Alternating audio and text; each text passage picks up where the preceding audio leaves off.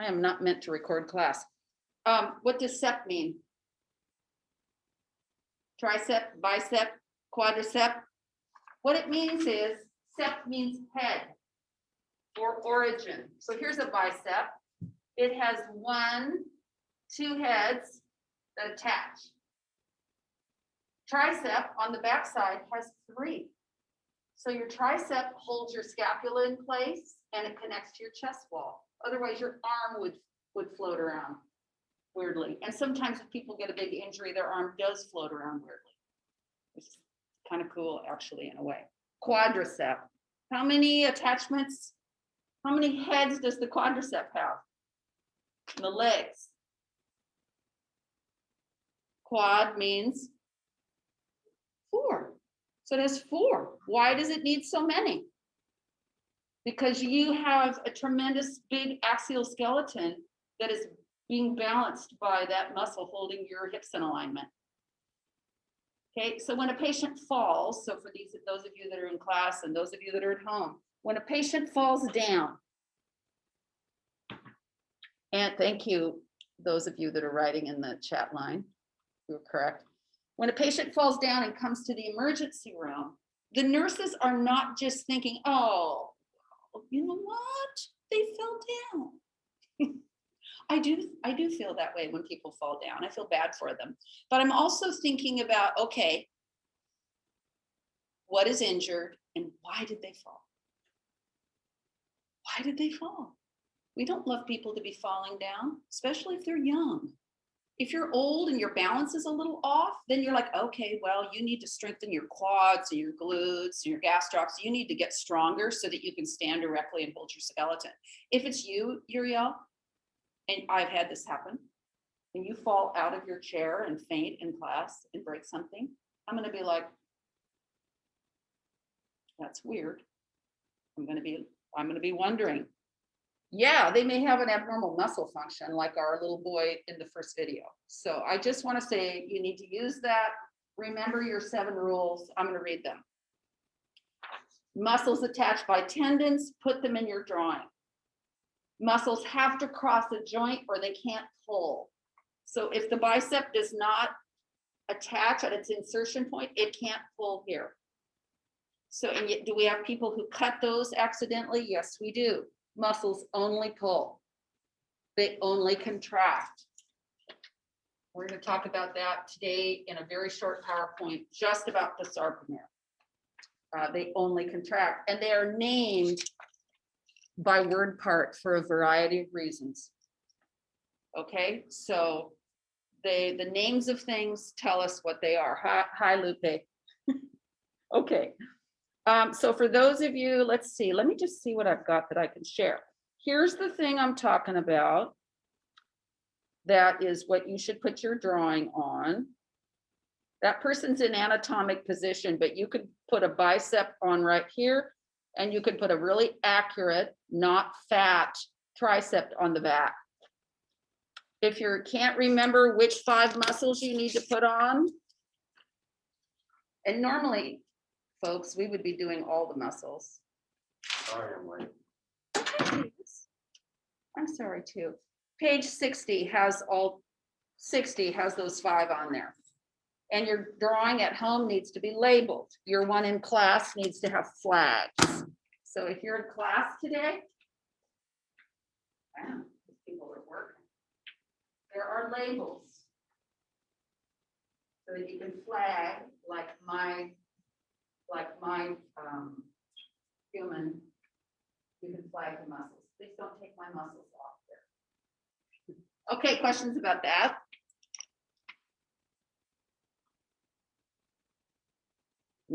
No questions. Okay. So yes, somebody just said private chat, do we need to take notes today? And the answer to the question is yes. It'll help your drawing, so pull out your drawing you did yesterday, the one that I have on the board, and we'll just be really nice to our in focus.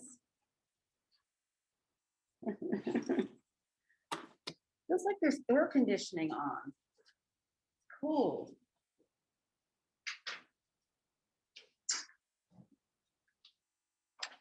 Also, I have a question. What's happening on Friday in this class?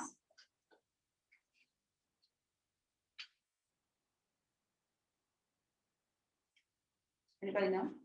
We're having a quiz on your midterms. Yes, that's right. My chat line.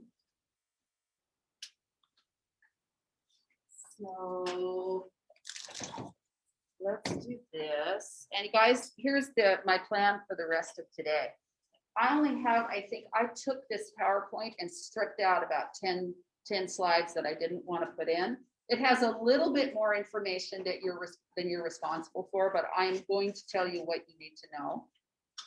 You do need to have a drawing in front of you so that you can follow. And I'm also going to tell you that most of what I'm going to talk about is the sarcomere, or the contractile portion of your muscles. Then hopefully by 10 after 9, I'm done talking and you have an opportunity to go to Canvas and turn in work you haven't turned in. I have 6 people in this class with a 0% for 4th quarter. A 0. A 0. Amazing, amazing statistic for Mrs. Ellis. Never had it happen before. So I would love it if you would work on that. Of course, I cannot force you to work on it. It's completely a decision, and it's your decision. Second, those of you that are in class today are going to go ahead and do your model. It's your model. There's 4 humans, and I need to get 1 more model. Please write your name with a Sharpie on the tape on the bottom of your model, and then these are due on Thursday. You may have a little time in class on Thursday, but not much. So getting 5 muscles on there is, I'll get your supplies when we get that far. Okay. Let's do this. Let's do this. Okay. I just didn't really want to share it that way, but I'm not going to mess around with it. It's fine. Okay. So here essentially is your drawing from yesterday. And they have just taken a section of skeletal muscle and are showing you sort of how it gradually gets smaller and smaller. So these are fascicles. And then they're showing you an individual muscle fiber or cell that comes out, and then the smaller portion called a myofibril, and then even smaller called a filament is where you have that section that contracts. Now, my question, can you see this with your eyeballs? No, cannot see it with your eyeballs, or you can see I can see. You can see the threads of it. Yeah. Can you see this, Kenneth? Yes, I can see. Okay, so you can't see it with your eyeballs other than just the threads of it, but it's the most important portion. Of course, the microscopic portions of you are the most important portion. Agreed? Because there is no macroscopic you, there is no big you without your chemistries. Okay, so this is how this should label. I think it's really good, and your book doesn't point this out. But muscle cells have, I'm just going to take that off because it sounds better at home. Have nuclei. What's the job of a nucleus? Primarily in a cell. There we go. Help me out. What is the job of a nucleus in a cell? Can you help him, David? Yeah. Can you say that again? Yeah, to tell it what it is. To tell it how to reproduce, to tell it what its job is. And so in the case of our little boy that has muscular dystrophy, who can't walk by age 12 and will die by age 22, that's a nucleus problem. Because the nucleus cannot give the instruction to make the right kinds of proteins. Okay. So, okay, wait, hold on 1 second. Yeah, and exactly. So somebody just said that's such an abnormal, hi Lupe. important functions. I'm gonna get rid of that for now. So the nuclei is very important, and the plasma membrane is important because remember, it's a membrane that allows things to come into the cell that the cell needs. So if there's something wrong with the plasma membrane, the patient will die. So I always like to point out when we're learning anatomy, all medicine is, this is the entire summary. I'll just summarize all of medicine, no matter what career you choose. It's deciding what part of this is messed up and what part of it are you going to be involved in helping. Doesn't matter if it's a child or a baby or an elderly person or a teenager. Medicine is deciding what part of normal anatomy is no longer in homeostasis and how can I be helpful. Now, for our little boy that has muscular dystrophy, there is no cure.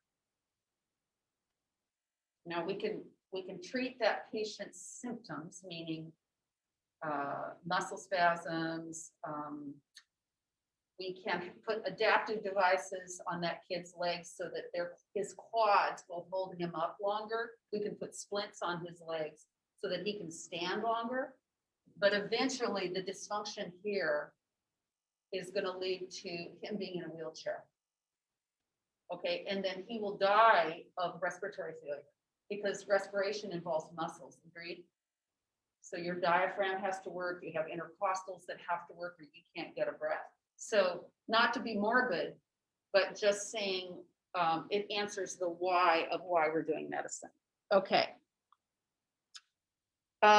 Muscle fibers are striated. That means this.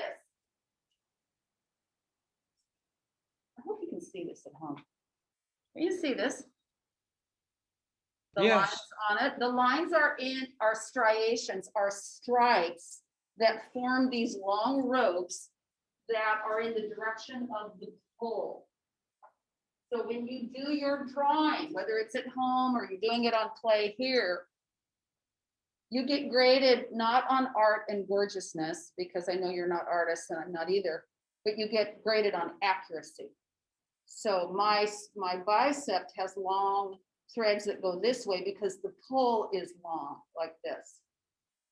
Okay, my trapezius, listen, you don't do this one, but it is crossways. It moves my shoulder back. So in the direction of the pull is the direction of your striations. Okay. Muscle cells are divided into sections called sarcomeres. Okay. Sarco meaning tissue. That's all. And they have two bands. And I don't know who named it. Somebody asked me in the chat, who named these? I don't know, some doc somewhere, researchers. And these bands during contraction move together. They move closer together and they move by two proteins. So yesterday, Parsa and Eugene worked in class on what would be the problem. What should we be thinking when somebody can't contract their muscles? We should be thinking about those proteins. So somebody who goes on an all vegan diet and doesn't do it wisely and doesn't eat protein, doesn't eat dairy and doesn't eat eggs and doesn't eat meat, that's where all the protein is going to get into a struggle with strength. Okay. That's just essentially another picture of showing you how this invisible contractor is going to work. The thin lines, here's how you remember it. The thin lines are actin. They both have IN on the end. Okay, then I guess myosin does too, but this is how I hold on to it, TIN. Okay, actin. The thick lines are myosin, and myosin is like a golf club. It looks exactly like a golf club, upside down. So that's what it looks like on an electron microscope. So remember I said we can't see these objects with the naked eye. So in this vocabulary list, the things in red you should know, and I have them up on our vocab for when we're done. Okay, let me just see if there's a question. Yeah.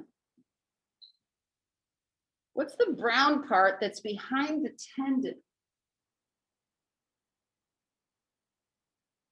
You mean here? Are you talking about right here? Here's the tendon up here at the top. I don't know. This is the sarcomere. So if that's what you're talking about, not sure. Okay, hold on. Oh, on the first slide. Periosteum. So what is this? Right here? There's shadowing right there, periosteum. That is what the tendon connects to on your bones. Okay, so bigger, even bigger. This is what your myosin and actin look like. So actin has these cool little beaded things, and they hook onto the Z lines, the edges of the sarcomere. Okay, so and see the little beads. So we're not learning these proteins yet, but this one in particular is what's missing in muscular dystrophy. So I'm only teaching you two proteins, actin and myosin, but these two we can also measure with a blood test. So we can be like, oh, the patient's troponin is supposed to be between 0.5 and 1, and the patient doesn't have any detectable troponin. I think this is a problem. Yes, it is. It's probably a genetic disorder. Okay, if the patient has too much troponin, it's another diagnosis. But I just want you to see how science drives labs. So you have these cool actins, and you have myosin, and these all look to me like they have already had ATP. So the little, so I can make it with my fist. You can't see me at home, can you? No. Okay, I'll do it afterwards. But essentially, ATP, the little parts of myosin that stick up, cannot stick up unless they have ATP. And where is ATP made? What cell part makes ATP? Mitochondria. Thank you. again. Your mitochondria are, just think of them like a big engine. And they use glucose and oxygen, and they make ATP, which fuels your body. So when a patient can't function with their muscles, you have to ask that question too. So sometimes we get patients in the hospital that are anorexic. They don't eat. We've had some patients in the hospital. I weigh 135 pounds. We've had patients in the hospital that are teenagers that weigh 60 pounds. So they are literally starving their muscles for ATP. So they're starving everything for ATP. And the interesting piece of it is it's all of their muscles suffer. So their heart muscle, their cardiac muscle, how fast is your heart beat in a minute? About? Don't know. Lose? Ish. You know? Yes, you can be wrong. I think 90. Yeah, so well, actually, you guys, because you're young, somewhere between 60 and 90 beats a minute. So that patient that doesn't eat, whether they're sick with cancer, their heart rates will drop way, way low, like down into the 30s, dangerously low, because they don't have fuel. So your myosin has to, in order to get active and grab onto actin, it has to have ATP. So these thick filaments, myosin, they have little clubs on them, and then the ones that look like little beads, they are actin. And they have what's called a biochemical affinity for each other. They want to stick together, but certain things have to happen for that to happen. So they have an affinity for each other that is has a chemical signal. So now there's questions. Hang on one second. Yep.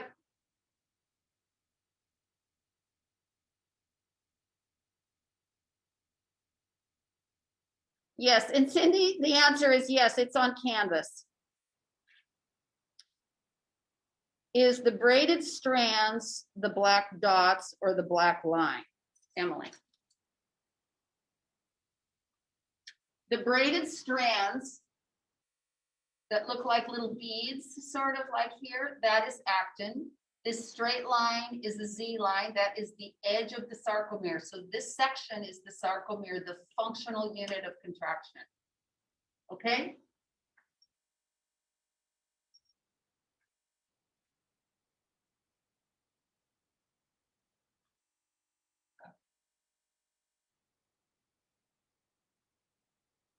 So this is just a better picture, a closer picture of when those myosin clubs reach up. So essentially what is going to happen, they're just showing the overlap of thick and thin filaments up closer. So what is going to happen is that this sarcomere needs a signal. And it needs a signal called acetylcholine. That is a neurotransmitter. It is a cell signal that tells the muscle go. And some patients are missing that. So we have patients that don't make acetylcholine and they can't move. And most of them are live in long-term care facilities. They can't walk. They do not have acetylcholine. Good questions. There's going to be questions about that. So essentially, this is just a closer picture of myosin, and the goal is for these guys to reach down, hook onto actin, and then flop out and pull this forward, contracting the muscle segment. Okay, there's millions of these happening every minute, like right now for all of us sitting in this room. This is just a dynamic process, meaning it's going on and on and on. It doesn't just start and stop.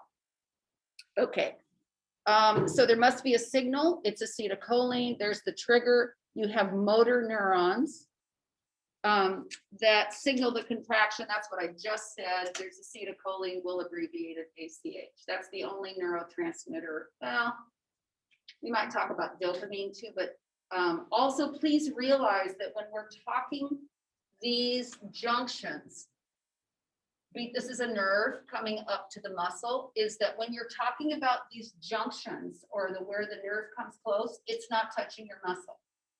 It never touches your muscle. Does anybody know what happens instead? I'm going to draw it on the board in 2 minutes. What happens instead is that the end of the nerve, and maybe they'll show a picture of it, shoots the chemical out into the space in between, and the muscle sucks it up, but they never touch each other. So it is an amazing process. So you must have this signal, this acetylcholine signal. This talks about how it works. So you get an action potential, meaning that you get a chemical signal. Myosin binds to actin, and it uses ATP to ratchet. Do you know this verb? Okay, I'll show it to you on the board. The sarcomere will then pull and shorten, and the Z discs will move closer together. I am going to draw a picture of that on the board in a few minutes. You can't do. Yes, Emily, you are correct. Emily's just repeating my what I'm pointing out that they release. So we're not going to do fast twitch right now. But let me talk just a minute about muscle limits. So this is what we worked a little bit on class yesterday. So if you have muscle fatigue, so let me give an example. My daughter has run 22 marathons. She's a runner, and she's not a very big girl. She's about this high and weighs about 115 pounds. She's small. Okay. She started running to get rid of stress when she was in college. And she said, it made me feel so good, so good. So she was at a race where one of her classmates, a guy who was married and had 2 little kids, was trying to qualify for the Boston Marathon. And you guys know what aid stations are during a big run. An aid station, you run by a table and they've got, Gatorade and Go-Goo and all this kind of sugary stuff that you're putting in, glucose. Because if you're going to run 26 miles, you need to keep replenishing, right? Or you can't make ATP. Okay, he didn't do it because he said, I can't afford the time to stop. Okay, so at the end of the race, he qualified. Does anybody know how fast you have to run a marathon in 26 miles to qualify? You have to run it in less than 3 hours to qualify for the Boston Marathon. Boston Marathon is the big, like, I'm a movie star runner. If you qualify for the Boston, he qualified. He walked over to the table to get Gatorade, collapsed and died. 33 years old. Why? Why did he collapse and die? His cardiac muscles could not work. His leg muscles could not work. He burned his sugar. He burned it all and chemically upset this balance right here. And I will not teach that, but Dr. Ram will, about what happens to your blood acids. He did not have enough acetylcholine to even make his heart beat. He used it up. Very important variables. He had muscle cramps, and you will get muscle cramps too. And when you have them, you have not enough sugar, not enough ATP, and you have an imbalance in your chemistry. You're too acidic. That's more with Dr. Romanek, but just want you to get the idea that when we're just talking about muscle contraction and what could be more boring, be honest. If you don't have an application for it, it's so boring. I'm just speaking for myself. When I read science, when I read any science, I'm always thinking patients. So, and that's why people love health fairs, to be honest, because you're like, oh, I understand why I did that assignment now. So it puts things in context for you. So diseases of muscle tissue. I don't know if any of you have ever known anyone with ALS, myasthenia gravis. You make it, your body rejects acetylcholine.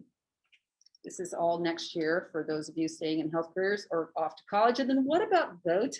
So I just threw this on there because I think it's interesting.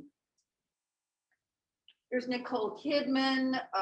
This is her 10 years ago, and she has had her muscles paralyzed. So the cool part of this drawing is here is the nerve ending right here, this yellow thing, and this is showing it spilling acetylcholine out into the space, and here's the muscle.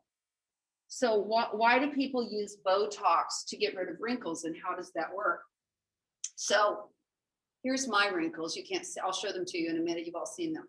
But these wrinkles right here are caused by a contracted muscle from me doing this, squinting, right? Laughing. I get these little laugh lines. Botox disables acetylcholine and doesn't allow that to contract anymore, so I lose the wrinkle. I have friends that have had Botox. I have a niece who's like hugely Botoxed. And so it's sort of like, I have this perfect face. There's no wrinkles, but the face cannot move.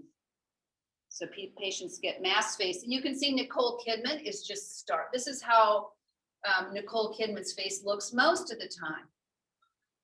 So that's why they put this on here. The faces are the same because Botox gets rid of wrinkles, but it also freezes your face into one shape. A beautiful face, but one face. So, and that is because it doesn't allow acetylcholine to contract your face muscles. Okay. Oh gosh, that's an interesting. So why are dead people called stiff? Sometime, you ever heard this expression? You do become, when you die, your muscle contraction and your acetylcholine are disabled and you become rigid, like within 6 hours. So those of you that watch CSI, here's why. Let me just point out the ones that you will know. You can't, there's no life, no breathing, no oxygen uptake. Your cells can't work. Cell respiration cannot work. You cannot make sugar or use sugar. So you can't contract. You can't be metabolically active. We're not going to use the calcium pumps yet. What they're pointing out is that the muscles will stay in the condition to which you put them. So they'll just stay contracted. So we can measure time of death based on how hard tissues are. And that's what CSI and forensics do. Okay. That is my brief look at that right now. I am going to draw a synapse on the board so that you can see it. It's really an important concept. Come on, go away. There we go. What you really need to focus on is what, let me also draw for you actin and myosin so that you can see that.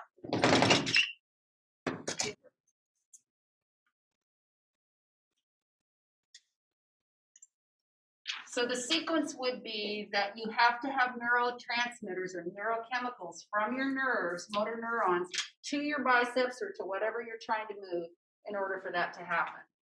So a nerve ending comes like this, and it has cool channels in it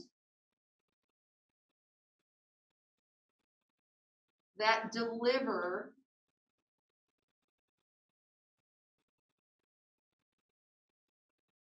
chemicals in molecule form.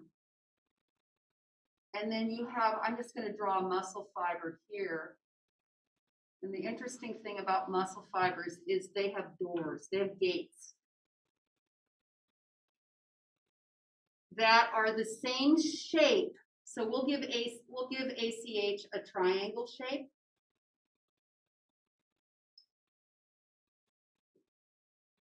And because you have a lot of other things in that space too, by the way. You got sugars and proteins and hormones and adrenaline and dopamine, which is what makes you happy. Dopamine is the happy chemical. I'll make that a smiley face. So you have dopamine.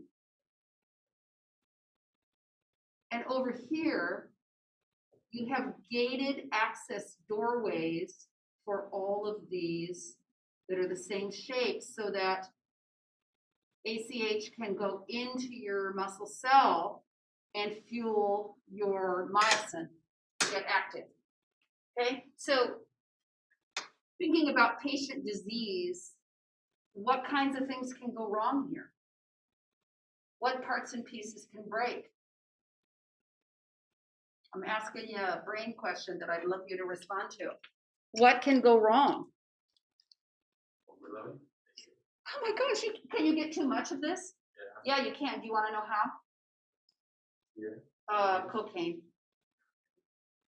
kills people. Why? It's so overstimulating that it'll overload your cardiac myocytes, and they'll beat your heart about 250 times a minute. So if your heart's beating 250 times a minute, it can never relax and fill up with fresh blood, and you'll just die of low oxygen. So overstimulants. Eugene yesterday was asking me about, is Red Bull bad for you? And I said, well, it's such a difficult question. It's bad for me. It'll make my heart beat irregularly because it has a chemical called taurine. So remember, when you take drugs, those also come into this space and feed into your vascular system, into your muscles. So, but let's just stay here with this. You can get too much. You can get not enough. You can have something wrong with the release mechanism on your neuron that's releasing and it won't release. You can have just plainly, you can't make acetylcholine, and you can have something wrong with your doorways. And your doctor, so, is the one who figures that out.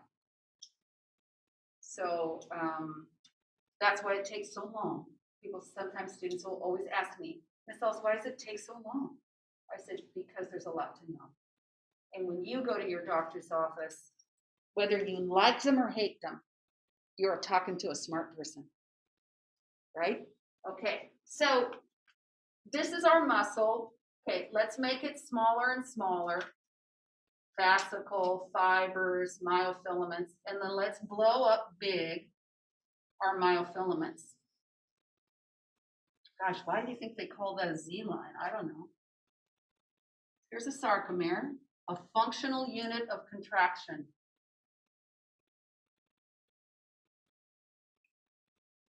Sarcomere. Okay, this is the Z line that's in your book. There's actually another line in the middle. That's okay, I'm not gonna label it because your book didn't. And actin, which attaches to the Z line, is this little beaded line. And I'm just gonna draw one so that you can see it. And then myosin, which is thicker,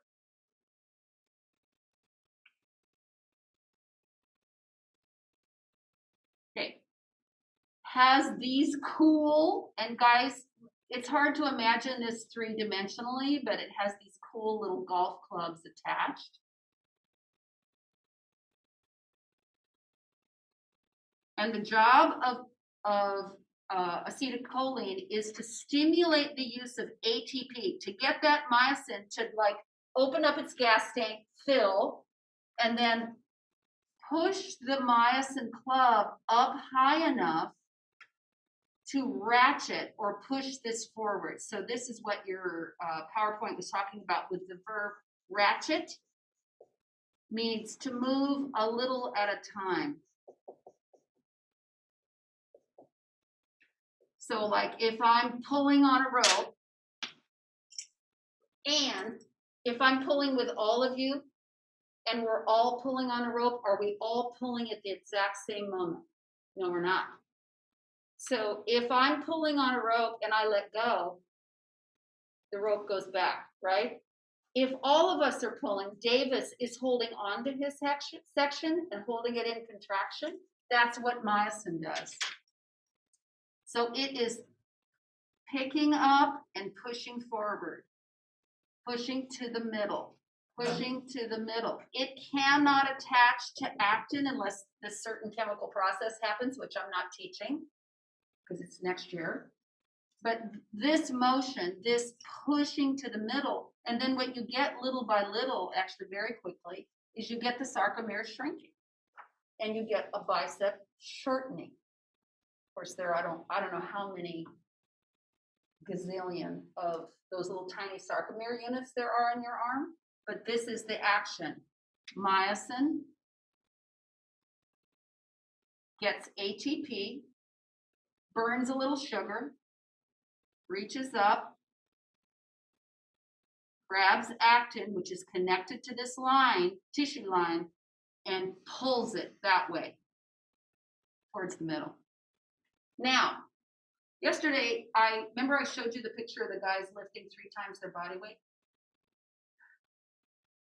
This should answer the question of why does a lifter, after they go to the gym, after you all go to the gym, if you want to build muscle within 30 minutes, you need to eat protein.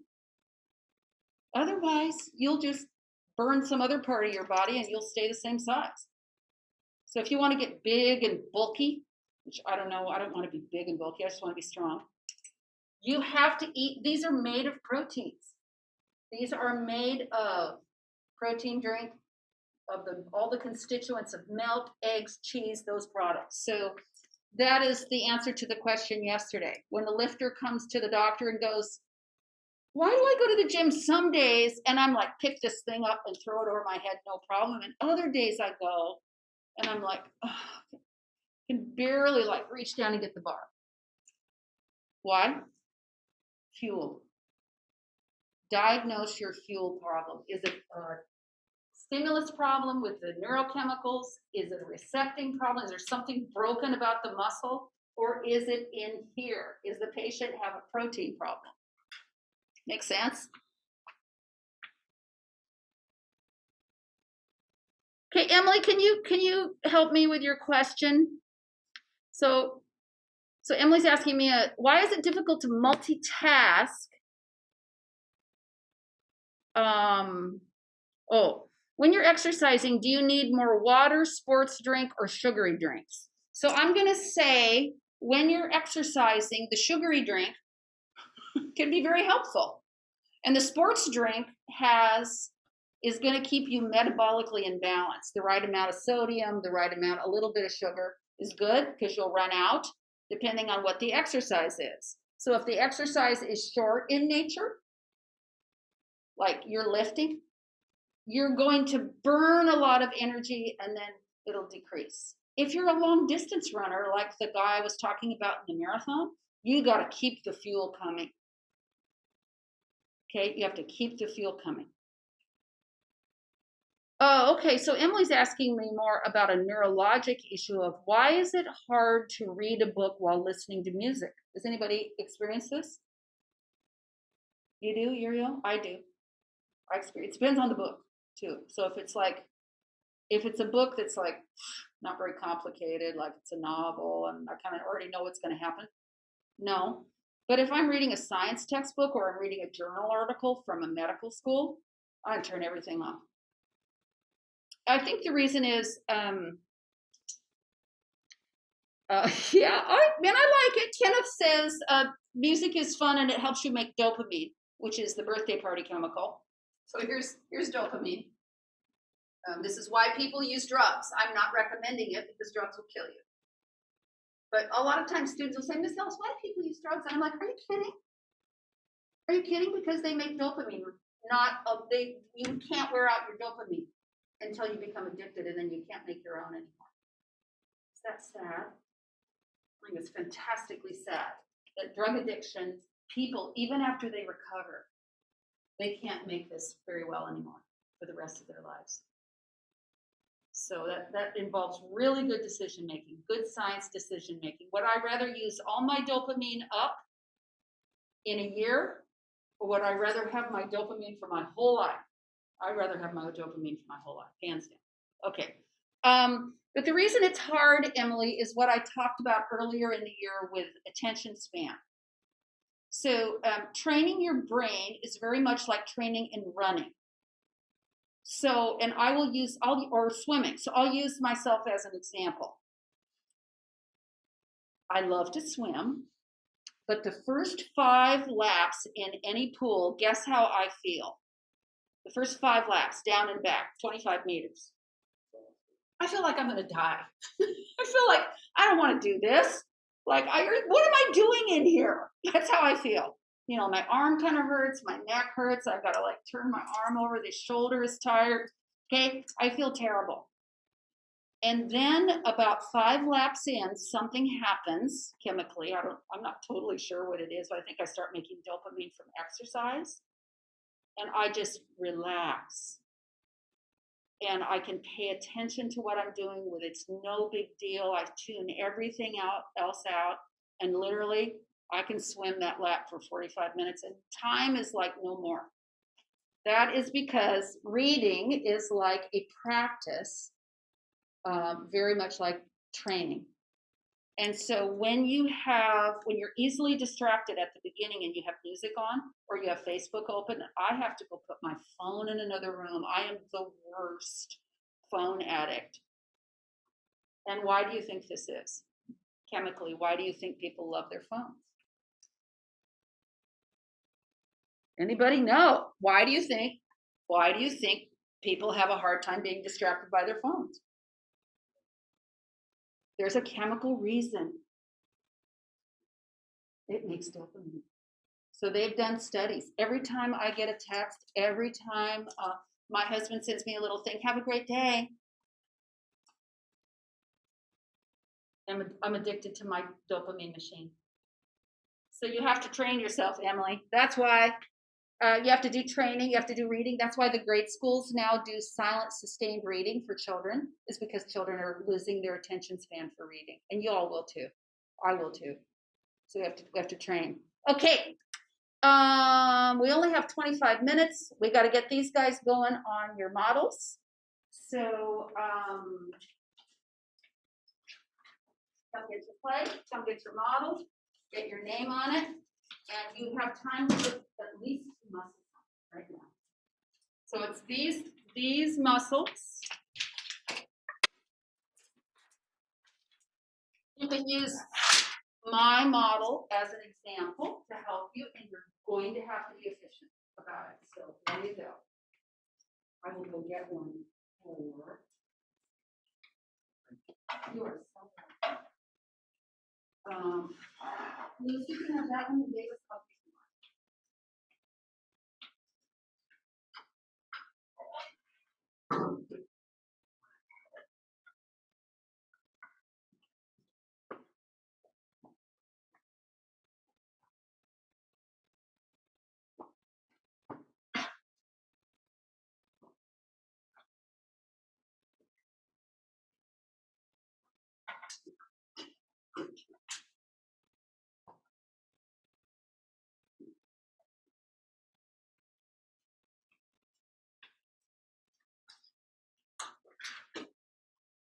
Here you go. If you pull that blue tape off, Davis.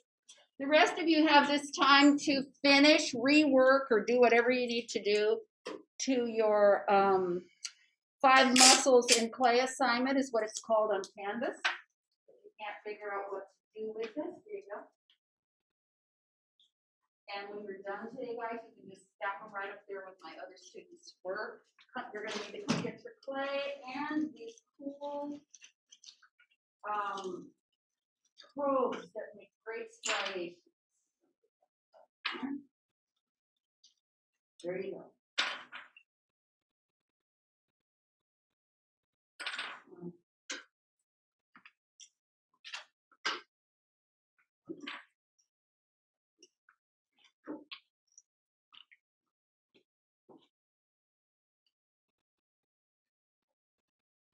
Neuron question. Hey, Emily. I don't know what neuron question you're talking. Let me see if I can find it. What?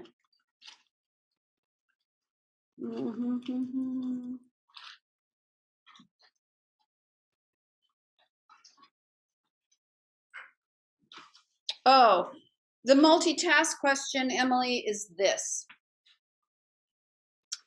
That with competing, until you train yourself to pay attention neurologically,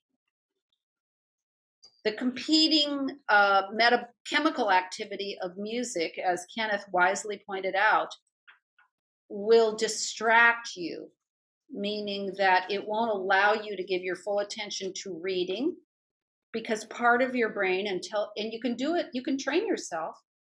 It depends on the music. Like I couldn't listen to what was my favorite band in high school? You guys won't even know what it is. Black Sabbath. Anybody heard of Black Sabbath? Okay. Well, I couldn't listen to Black Sabbath and read. And it depends on what you're reading. But reading is a training activity like running or swimming.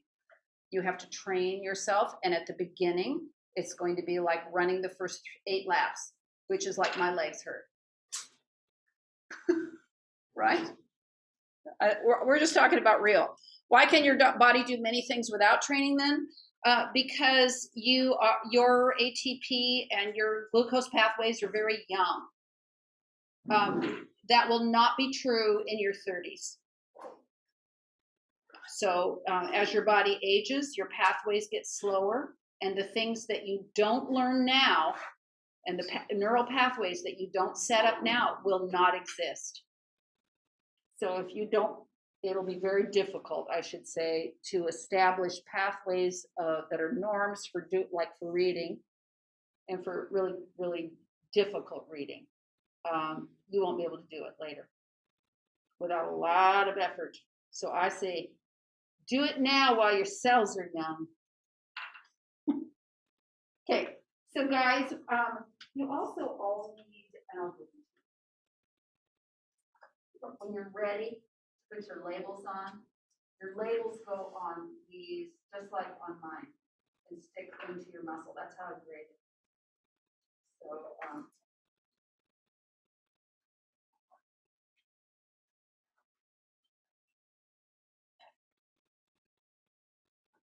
So Emily, to also answer that question, let me give you an example from the hospital.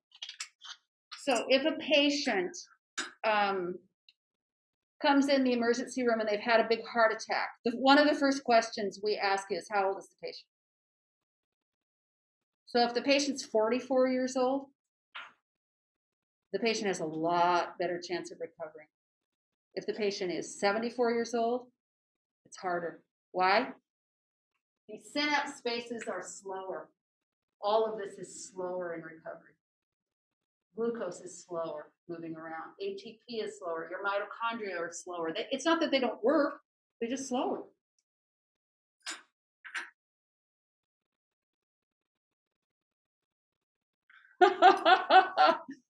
That's funny, Kenneth.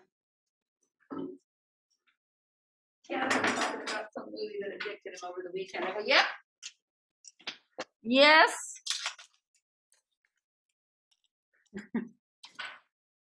We all have television addiction. Things we can't stop watching.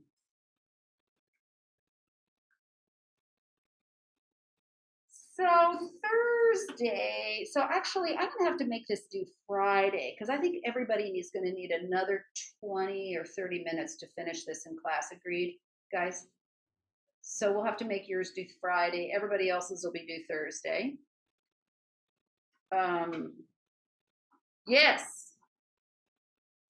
Yes, you can, Kenneth. Why don't you send it to me in a private chat? Or you can send it on, you send it on your email. And here's what I want to say about the mussels. Pay attention to what they look like, either in your book or on the model in class, and replicate that. Make sure it has the proper number of heads. The bicep has 2 heads.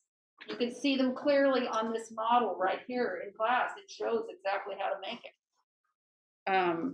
But there's a couple things that were turned in. I was like, yeah, there's no accuracy here. This is like somebody, there's a highlighter.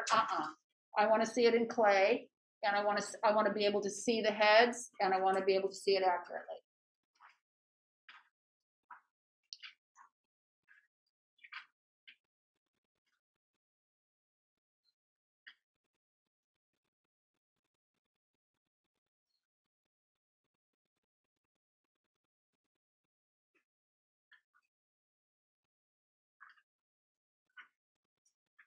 I'll just label our dopamine on here.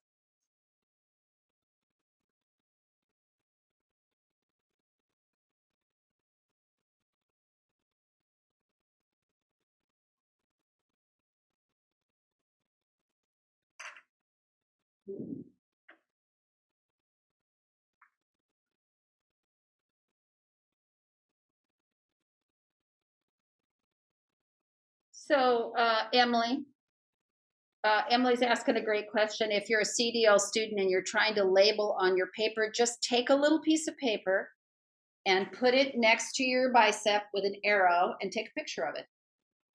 So yes and no, the clay does not need to be the same color. At home, you can make your clay whatever you want. I just need to be able to see the detail, the striations, and I need to make sure that you understand that this is a depiction of the rules of muscle. If your bicep does not cross the elbow joint, it won't work.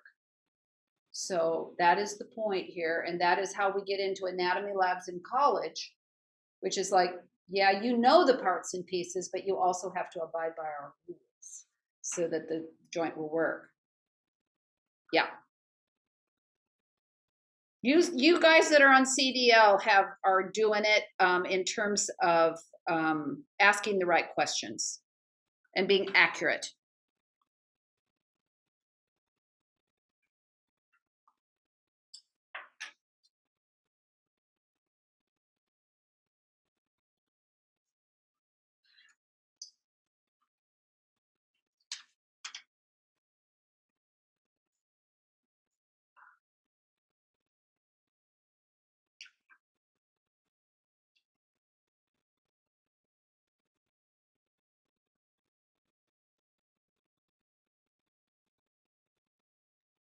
So Emily, also answering your question, which I did not answer, why can your body do many things without training? A lot of things don't require much brain power. You know, I can load the dishwasher. I don't have to think about it anymore. I can make coffee. I don't have to think about that either. Doesn't require anything. But if I'm intaking reading from another author and they're using a bunch of vocab I don't know, I got to think. Okay, good, Kenneth. Thank you.